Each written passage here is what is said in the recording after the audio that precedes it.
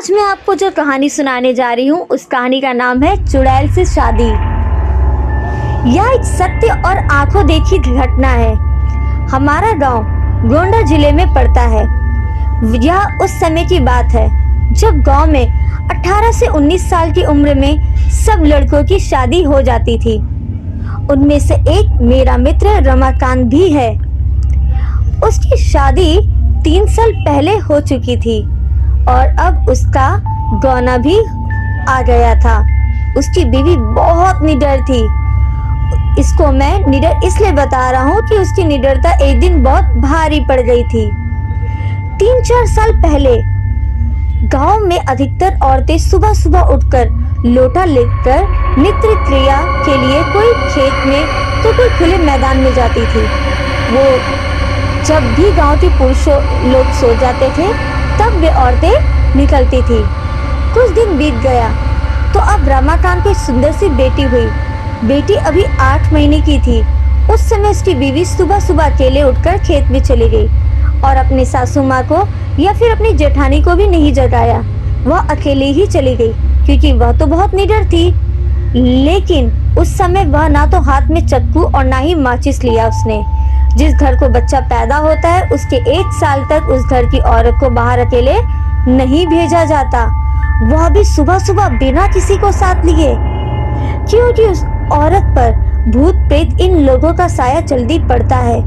इसलिए ऐसी औरतों को घर पर ही रखा जाता है। लेकिन वह अकेले गई थी। तभी वहां बेल का पेड़ लगा था। उस पर एक चुड़ैल घूम रही थी जो उसके साथ नहीं आना चाहती थी, लेकिन फिर भी वह आ गई। जब रमाकांत की औरत खेत से आई तो लोटा फेंककर पलंग पर बैठकर गाना गाने लगी। बगल में ही खाट पर लेटी हुई उसकी बच्ची जोर जोर से रो रही थी, लेकिन वह तो गाने में व्यस्त थी, इसलिए उसे सुनाई नहीं दिया। इतना देखकर रमाकांत चिल्लाने लगा कि बेटी को उठाओ, क्या तुम्हें सुनाई नहीं दे रहा है कि वह रो रही है?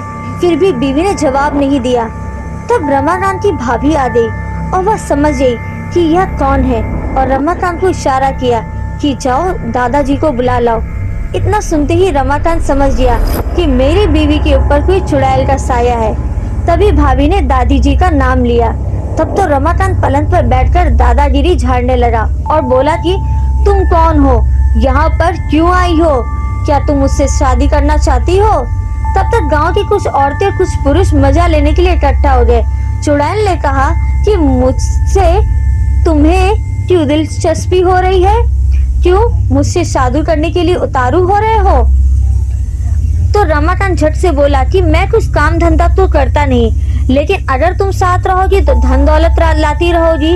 चुड़ैल ने हंसकर बोला, ऐसा कुछ नहीं होता, हमारे में भी कोई ना कोई मुखिया जरूर होता है जो धन दौलत की रखवाली करता है। तुम चाहो तो हमारी दुनिया में चलो, तब मैं तुम्हें सब कुछ दूंगी, पर अभी नहीं क्योंकि तुम जीवित हो।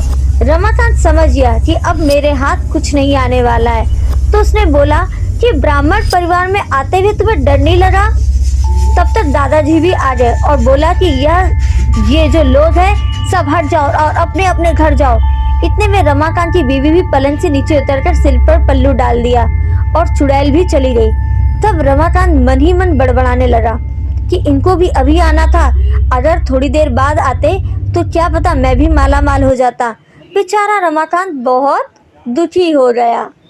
तो यह थी हमारी आज की कहानी। धन्यवाद।